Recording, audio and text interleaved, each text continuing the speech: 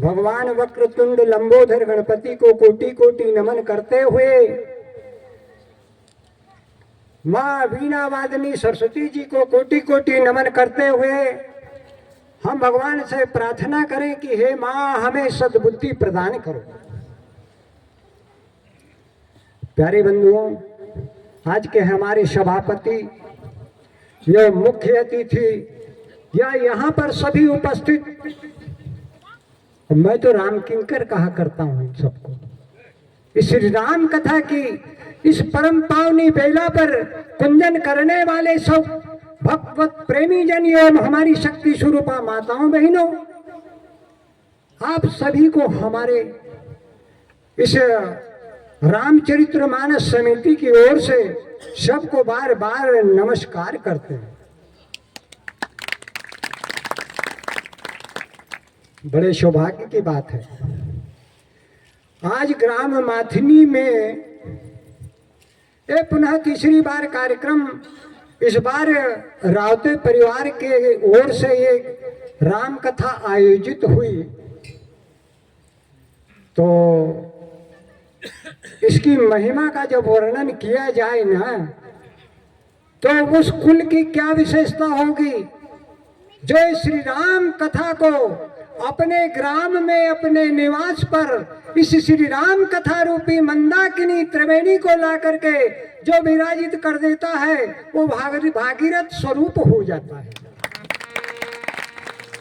और माता भगवान शंकर पार्वती जी से कहते हैं कि हे उमा सुनो, ये ऐसे पुनीत जो कार्य करते हैं ना, उस कुल की क्या विशेषता कही जाए। सो कुल उमा धन्य सुनो, सो कुल उमा धन्य सुनो, जगत पूज्य सुपुनीत, श्री रघुबीर परायण, जे नर उपजीविनी। वो कुल जो है ना, वो जगत पूज्य हो जाता है, ये प्रमाण है मानस का। तो प्यारे बंधुओं, आज हमारे इस सारे सभी रावत परिवार को, ग्राम माथिनी को समिति की ओर से, और हमारे यहाँ पर पिछली बार पारदे परिवार की ओर से भी कार्यक्रम हुआ था, तो इन सभी को हम इनका हृदय से अभिनंदन करते हैं। कथा तो बहुत सारी है, बड़े अच्छे अच्छे प्रसंग को सुनाए भैया लोगों ने, लेकिन कथा के साथ में कुछ हमारा भी सम्मिलन हो जाए जो मानव समाज का है, उस पर थोड़ी सी चर्चा कर लेंगे अपन कि इसका स्वरूप क्या है कथा का और इसका अभिप्राय क्या है। बड़े हर्ष की बात है प्यारे बंधुओं, ये समिति के हमारे कुछ वरिष्ठ कार्यकर्ता है यहाँ ग्राम माथिनी में, हमारे माननीय पारदे जी धनपाल जी जो सेवानिवृत्त है, आज निरंतर 7 वर्ष से एक ड्यूटी मानकर चलते हैं। मैं उनका भी बहुत आभारी हूँ। ग्राम बडोरा से हमारे माननीय कमल भैया जो है ना, एक जवाबदारी लेकर के बैठ जाते हैं, कुछ नहीं कहना है, आकर के न जाने कहाँ बैठे होंगे। अरे हम लोग तो कम से कम इतने बड़े मंच पे आकर के जो है ना, तो हमें इतना सम्मान प्राप्त हो जाता है, लेकिन इनको तो वो कहा जाए जो ये नींव के पत्थर बन करके और इसको संजो रहे हैं ये राम कथा।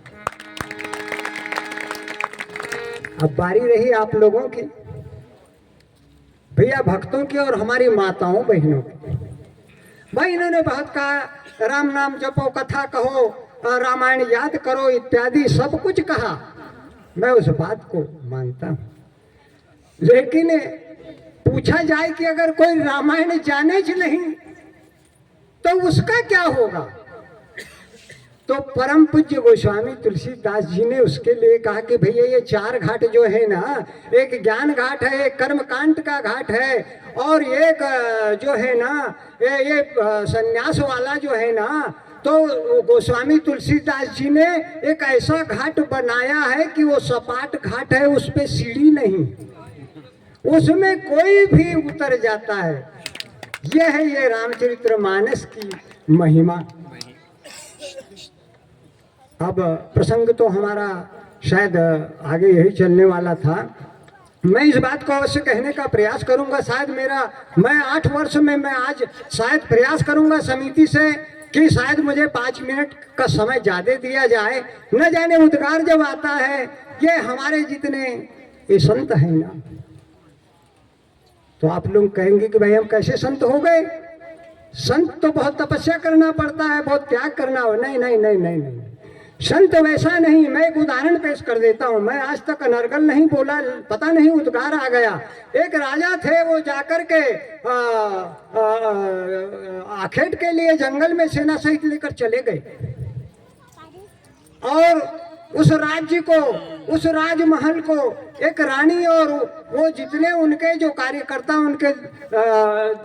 उनको सौंप करके चले गए। हुए इतने में क्या हुए कि ये दो वो साधु वेश बना करके और वो संत आ गए। अब संत आए तो रानी ने जो कुछ बना दे दिया, और देने के बाद में हुआ क्या, उनने विचार किया कि अब किया क्या जाएगा। तो उन्होंने उसी बीच महल में उस रानी की हत्या कर दी। अरे भाई दे दिया था, चले जाना था, लेकिन सारा सब पोटका उटका बांधा और निकल गए गांव से बाहर।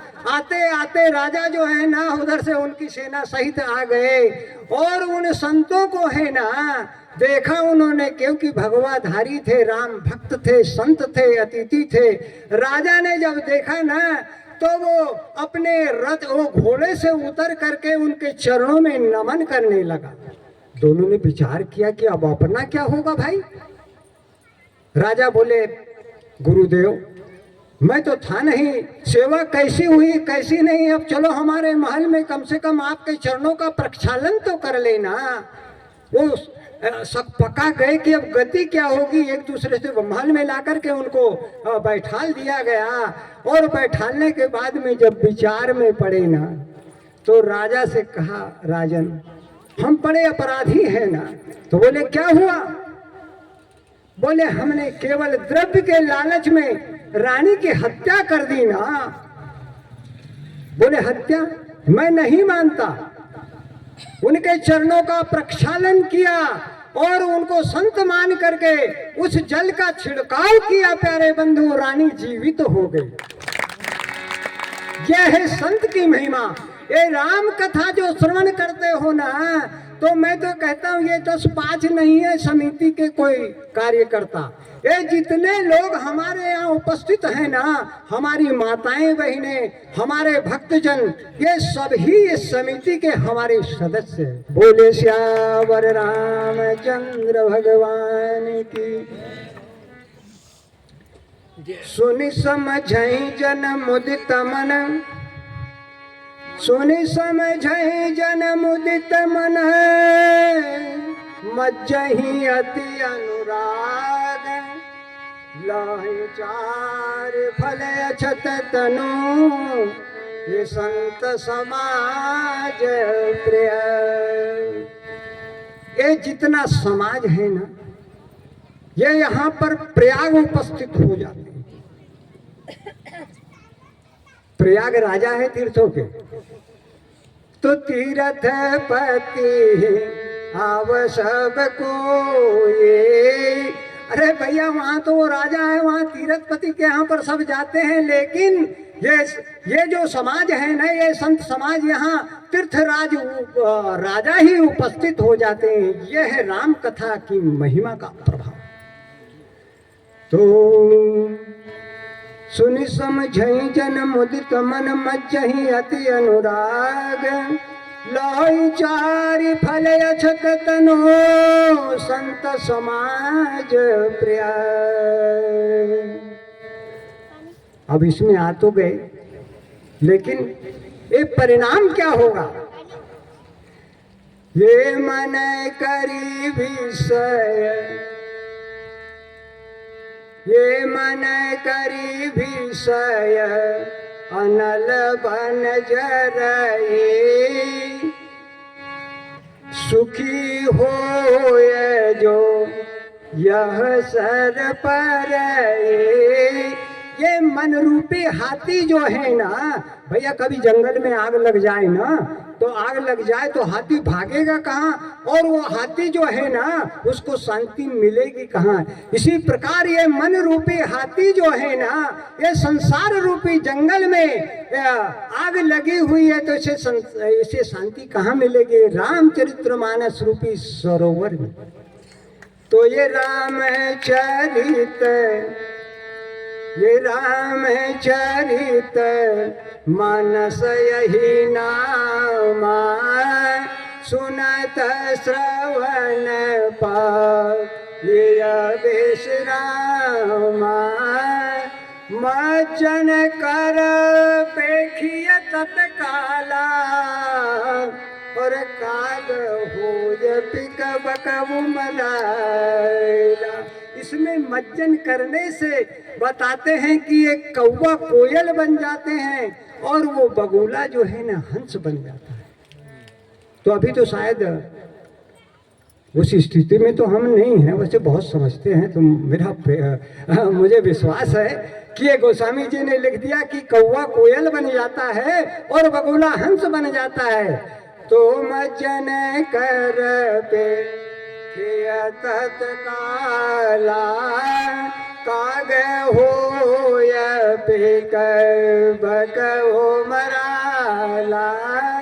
तो सुनिया चरज करे जन कोई,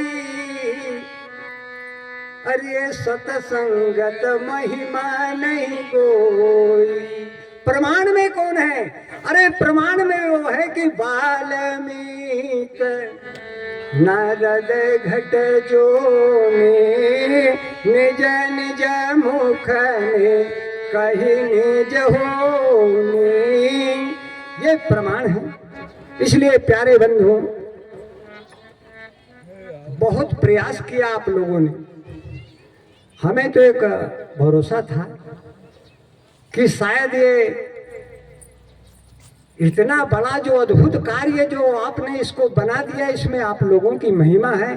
तो जो कह बाल, हम तो इसी में हैं कि जो कह बालक तो तरी बाता, सुनहि मुदित मन तो यारो माता। इतना ये भाव हमारा है कि भैया कुछ आता वाता तो है नहीं, लेकिन सुना रहे हैं तो आश्चर्य तो जब होता है कि आप सुन रहे हैं।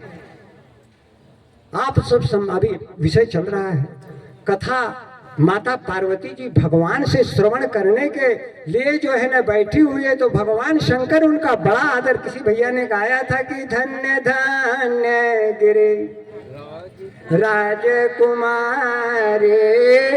तुम समान नहीं को उपकारे। तो शंकर भगवान जो है ना, ये श्रोतागण को वो अपने उनको उपकारी मानते हैं। बड़ा उपकार किया आपने। तो उपकार में क्या आया भैया?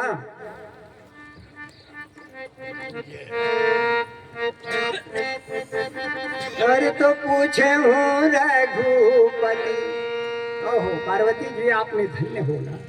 तो पूछे हूँ रघुपति कथा प्रसंगा, सकल लोक जग पावनी गंगा। विचार में पड़ गए कि सकल लोक जग पावनी गंगा। तो उन्होंने कहा कि क्यों तुमने एक बार सती जन्म लिया और उस जन्म को केवल राम परीक्षा करके उस देह को तुमने अग्नि दाहकता में समाप्त कर दिया पार्वती जी। और अब भी जो है ना, तो मैं तो सोचता था कि भाई तुम कहती कि प्रभु ये कथा मेरे को सुनाइए, मेरे लिए हो, लेकिन मैं जानता हूं कि धन्य धन्य गिरिराज कुमारे, तुम समान नहीं को उपकारे। तो ये प्रशंसा मैंने इसलिए कही भैया, आपने जो प्रयास किया आज निरंतर 8 वर्ष से, तो शायद हम लोगों को तो भरोसा नहीं था कि इस राम कथा को स्वीकार कर लेंगे लेकिन आप सभी धन्यवाद के पात्र हैं।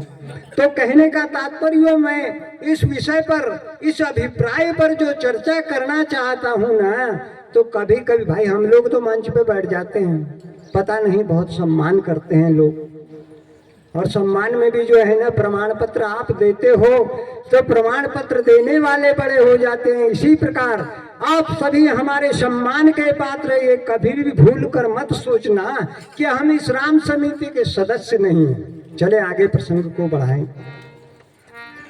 माता पार्वती जी, प्रसंग वहां तक आया है कि नारद जी ने जो श्राप दिया ना, तो यह भी एक राम अवतार का कारण बना। तो माता को बड़ा आश्चर्य हुआ कि हे प्रभु, ये नारद जी श्राप दे और नारायण को श्राप दे दे, तो कारण कवन स्वामी, ये कारण कवन श्राप मुनि दीना, ये काय अपराध रमापति के ना। मुझे विश्वास नहीं है कि ज्ञानी है, ये पार्वती जी के गुरु है ना भैया नारद जी, तो बोले वो ज्ञानी है, और भगवान श्री हरि जो है ना वो किसी का अपयश करते नहीं, लेकिन ये श्राप दिया, ये तो बड़े आश्चर्य की बात है। भगवान ने कहा पार्वती जी एक बात सुनो, आप भी तो बहुत ज्ञानी थी ना, आप भी ज्ञानी थी, जानती थी, लेकिन जानते हुए भी आप उस गर्त में आकर के पहुंच गई। तो मैंने पूछा था ना कि आपने क्या किया, अरे तो माँ पार्वती जी परीक्षा लेने के लिए चली गई, तो तुम भी तो ज्ञानी थी ना, तो अभी तो ये हाल नहीं, आपके जो गुरु है ना ऋषि नारद का क्या हाल होने वाला है, जरा पार्वती जी सुनो। तो कारण कवन श्राप मुनि देना, काय अपराध रमापति के ना। हंसी आ गई, भगवान हंसने लगे। तो बोले बिहसी महेश तब, सुनो पार्वती, बोले बिहसी महेश तब, ज्ञानी मूलन कोय, जेहि जस रघुपति करहि जब, सो तस तेहि क्षण हो। ये कथा याज्ञवल्क्य जी भरद्वाज जी को सुना रहे हैं, ये अवतार की। तो ज्ञानी मूलन को बोले बिहसी महेश तब, ज्ञानी मूलन को, जय जस रघुपति करहि जब, सो तस तेहि क्षण हो। तो कहो राम गुण गाथ भरत द्वाज सादर सुनहु, भव भंजन रघुनाथ भज, तुलसी तज मानव मद। याज्ञवल्क्य जी कहते हैं भरद्वाज जी सुनो, ये बड़ा पावन चरित्र है भगवान का। तो अब भाई ज्ञानी को मूढ़ बना दे और मूढ़ को ज्ञानी बना दे, तो ये भी तो अनर्थ की बात है ना। लेकिन फिर पुष्टि की गई कि नहीं नहीं, वो किसी को ज्ञानी मूढ़ तो वो नहीं बनाते हैं, कि काहू न को, ये नोट करने लायक बात, काहू न को सुख दुख कर दाता, निज कृत कर्म भोग सब भ्राता। वो किसी को ज्ञानी मूढ़ भी नहीं करते हैं भैया, लेकिन भगवान शंकर ने माता पार्वती जी से कह दिया जो जैसा कर्म करेगा ना उसका परिणाम तो उसके जीवन में आ जाएगा। तो कहो राम गुण गाथ भरद्वाज सादर सुनहु, भव भंजन रघुनाथ भजो, तुलसी तज मानो मद। क्या हुआ आप सुनो, तुम्हारे गुरुजी का हाल, नारद जी का हाल सुनो ना। तो हिम गिरे गुहा एक अति पावनी बह समीप सुर, बह समीप सुर शरी सुहावनी। नारद जी जा रहे थे वहां से, बड़ी सुंदर गुफा हिमालय में दिखी, और क्या हो, आश्रम परम पुनीत सुहावा, देख देवर से अति मन भावा। रुक गए। बड़ा परम पावन स्थान, मंद मंद ठंडक थी, बड़ी सुंदर गुफा थी, वो रुकने वाले है नहीं। लेकिन ये संत महात्माओं का ये जो है ना, ये एक स्वभाव होता है कि जहाँ रमणीक स्थान होता है ना, वहाँ भगवान का ध्यान करने का उनका मन हो जाता है। और जीव जो है ना, ऐसे रमणीक स्थान में जाकर के उत्पात मचा देता है। अरे मुझे तो बड़ा दुख होता है कि बॉलीवुड वाले जो है ना, आज उस जया बच्चन ने, मैं मंच से कहता हूँ, उस जया बच्चन ने इस गंगा को अपवित्र कह दिया। ये कैसे सांसद के पात्र हो सकते हैं जो धर्म के हास कर देते हैं। तो आश्रम पर उनका तो मन जो है ना लग जाता है भक्ति में, वो जीवन कृतार्थ करते हैं। लेकिन ये उस वन में, उस उपवन में जाकर के ये सिनेमा तैयार करके इस धर्म का हास्य कर देते हैं। बड़े दुर्भाग्य की बात है प्यारे बंधुओं भारत के लिए। तो ये आश्रम परम पुनीत सुहावा, देख देवर से अति मन भावा, तो निरखी शैल निरखी शैल,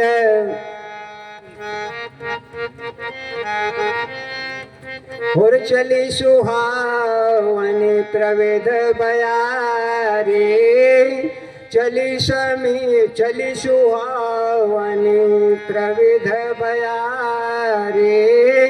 सुंदर वहां पर जब हवा चलने लगी ना, तो नारद जी क्या करने लगे, अब उनका ध्यान में लग जाना हो गया। तो चली सुहावनी त्रिविध बयारी, तो अब उनका श्री हरि के चरणों में अनुराग हो गया। तो सुमिरत हरि ही प्रमाण है प्यारे बंधु। भगवान इस नारद प्रसंग से हमें एक जीवन में बड़ी उपलब्धि प्राप्त होगी कि सुमिरत हरि ही श्राप गति बाधी, और सहज विमल मन लागी समाधि।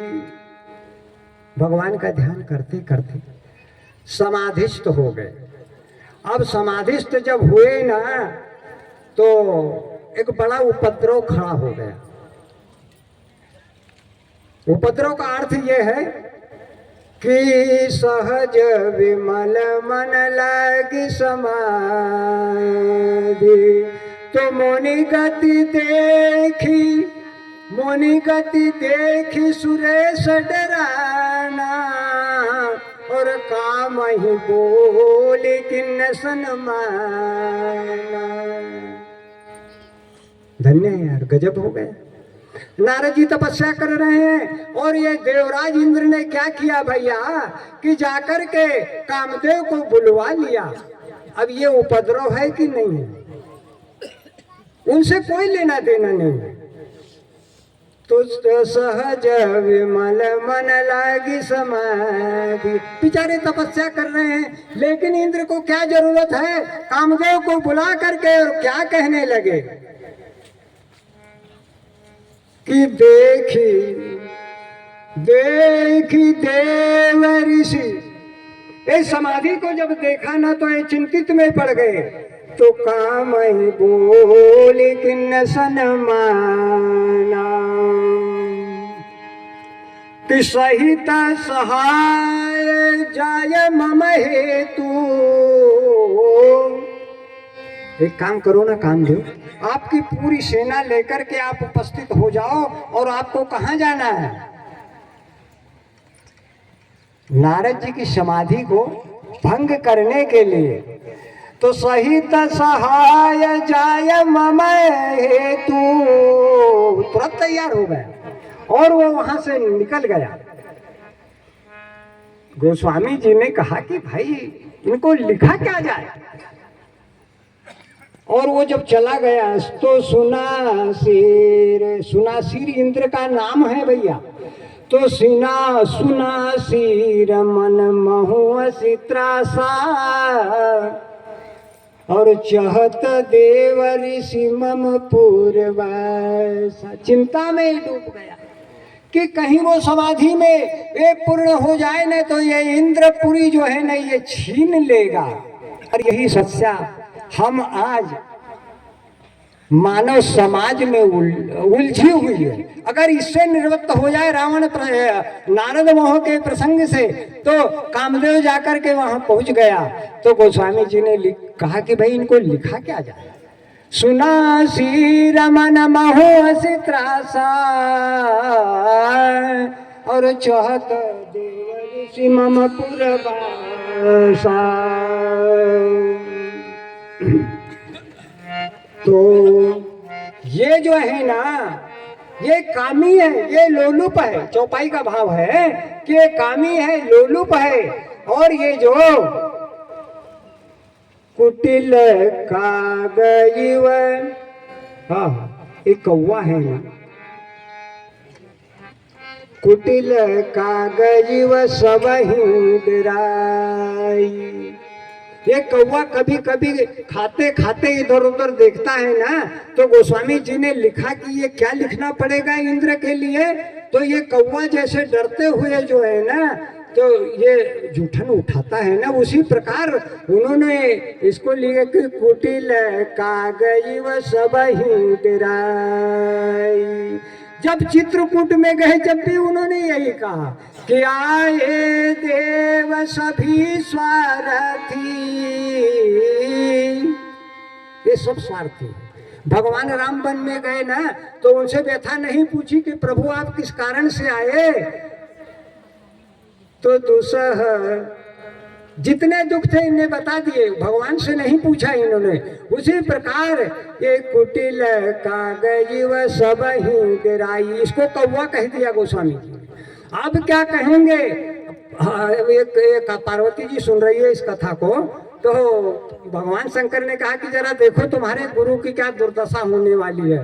अरे तो सुख हाल ले भाग सठ, लिख दिया गोस्वामी जी ने कि सूक हाल ले भाग सट, स्वानन रखी ब्रज मृगराज, छीन ले जन जान जड़, कहीं सुरपति हीन लाए।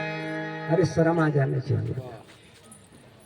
ये सुख का हड्डा लेके कभी कभी ये कुत्ता भागता है ना, वो तिरछा तिरछा अलग भागता है। तो उन्होंने कहा तू वैसा स्वान है ना, ये तेरी इंद्रपुरी जो है ना वो सुख की हड्डी है, और ये जो सिंह है जो नारद जी ना, तो ये तेरी सुख की हड्डी को क्या छीन लेंगे। अरे वो साधारण नहीं है, वो सिंह है। सिंह तो ताजा पशु का वध करके उसका खून चूसता है, और ये सुख की हड्डी को क्यों परेशान होगा वो। तो सूख हाल ले भाग सठ, सूख हाल ले भाग सठ, स्वानन रखी मृगराज, छीन ले जन जान जड़, कहीं सुरपति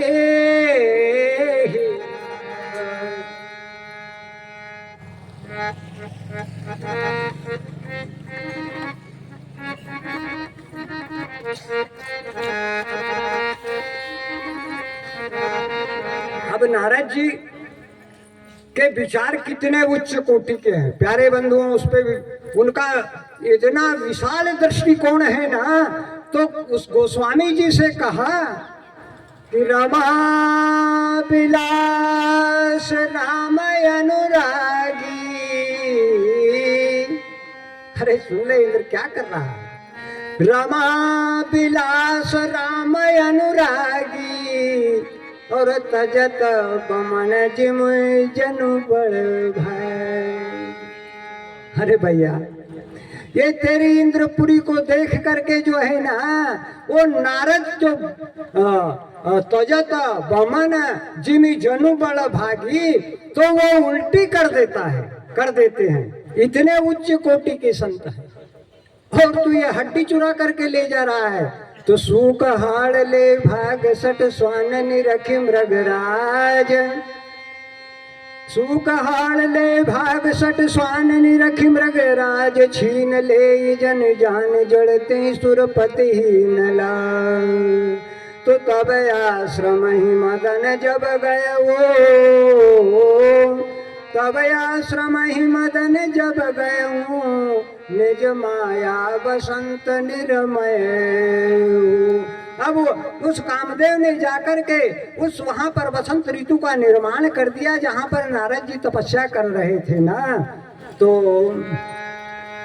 चली सुहावनी त्रिविध बयारी, ये काम कृषानु, काम कृषानु जगा जिससे ज्यादा बड़ा वन है। चालू किया इसने। अब हुआ क्या, एक बार कामदेव भगवान शंकर की समाधि दिखाने के लिए गया था। तो वहां उसमें हरि इच्छा, हरि इच्छा भावी बलवाना, और हृदय विचारत शंभु सुजाना। उसमें हरि की इच्छा थी, क्योंकि भगवान शंकर का विवाह करना था। लेकिन इन्होंने अब एक बाईपास पार्टी बना करके अपने मन से तैयार हो गए। इंद्र कामदेव भी बोले, क्योंकि उसको तो अभिमान था ना, मैं किसी को भी प्रभावित कर दूंगा। तो वहां जब दृश्य खड़ा किया ना भैया, तो कुसमित विविध बेटप बहुरंगा, और कूजही कोकिल कुंजही भृंगा। बड़ी सुंदर सुंदर वन, बड़े उपवन सुंदर कर दिया गया भैया। अब धीरे धीरे वो अपनी माया को बढ़ाने लगा।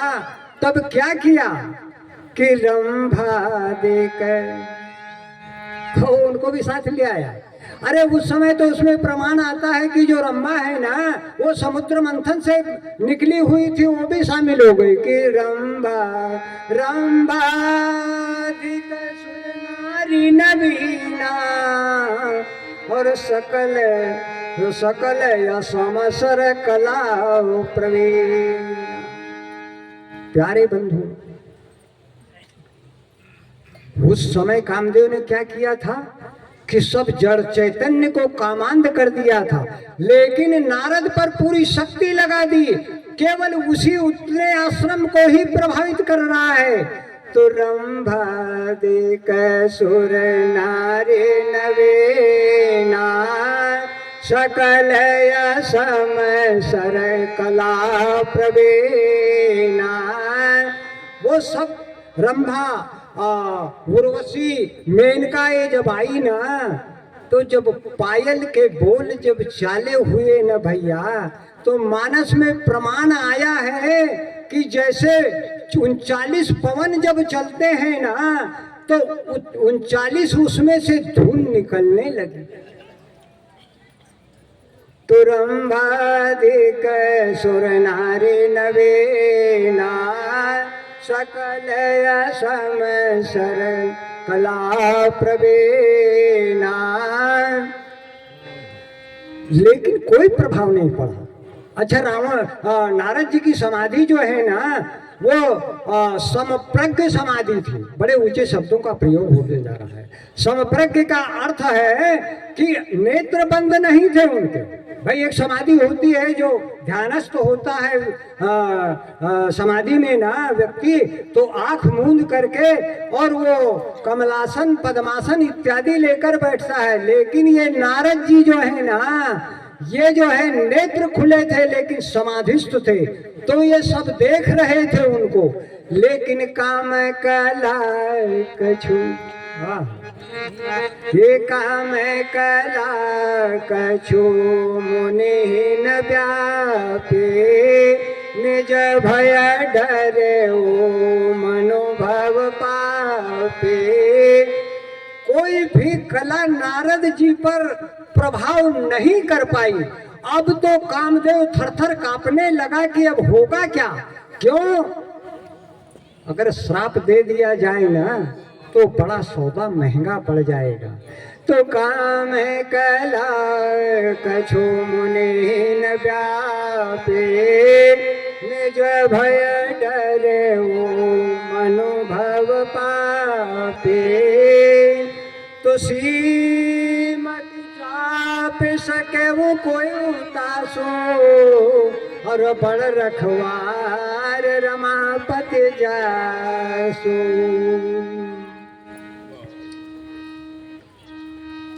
सहित सम सहाय समेत हार मान मन में, गहस जाय मुनि चरण तब कही सुठ आरती बे। बोली सियापति रामचंद्र भगवान की जय। जय जय सीताराम। शोकुल धन्य उमा सुनो, जगत पूज्य सुपुनीत, श्री रघुवीर परायण जहि नर उपज विनीत से प्रारंभ किया था। भाई साहब ने बड़ा सुंदर प्रसंग आप लोगों को सुनाया। शायद आप लोगों को समझ में नहीं आया, ऐसा लग रहा है। आया है। चलिए ठीक है, अब आखिरी योद्धा बचे हैं भैया। प्रसंग के आखिरी योद्धा हैं, आखिरी प्रचारक महोदय हमारे माननीय देवराम जी कब से कनौजिया से हैं। आप आए अपने मधुर आवाज से हमें सुनाकर कृतार्थ करें। अपनी भावांजलि एवं पुष्पों से झरने वाली आवाज हम और आप अपने कानों से श्रवण करेंगे। तो एक पुनः निवेदन, अगला सत्संग जहां जा रहा है उसकी घोषणा होनी है। कृपया निवेदन है, जो भी सज्जन अगला सत्संग लेना चाहते हैं 10 तारीख का विश्वादर आमंत्रित हैं।